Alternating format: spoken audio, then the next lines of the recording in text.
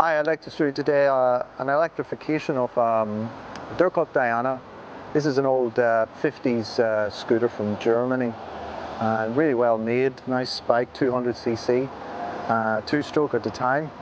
But we got it in, customer owns it, had non-runner, parts for the engine hard to find.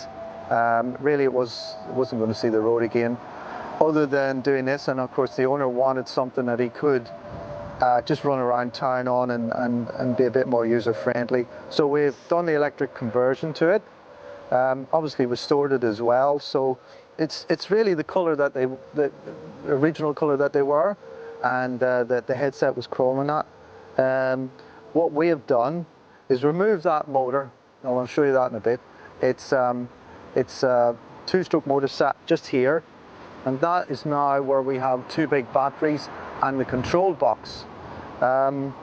Underneath the seat here we have the battery gauge, and this is a little charge lead, which if you want to charge it, you just plug that into your chargers and leave it charged without taking the panels off or anything. This used to be the old gas tank area, and it's now nothing. That's for your sandwiches or whatever you want to do there. Yeah, so it's looking original. Everything is sort of more or less original. There was a little gear changing peg down here, but that's gone.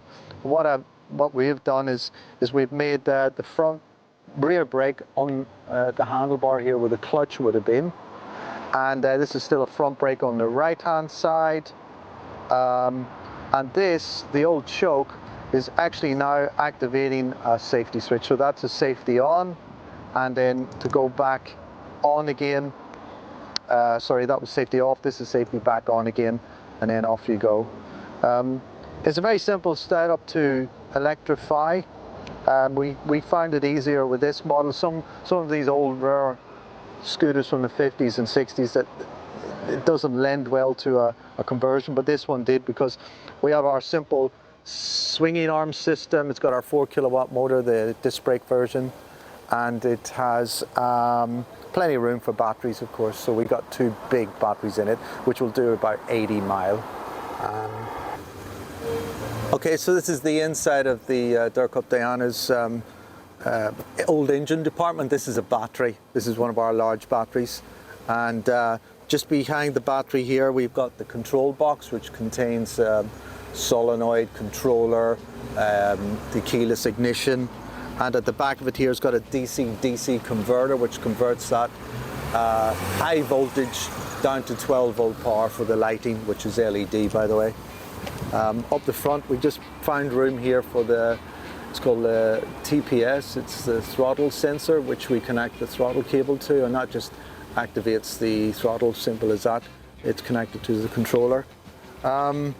Simple swinging arm design, which we managed to put in the old framework of the bike, and still retain the old rear suspension.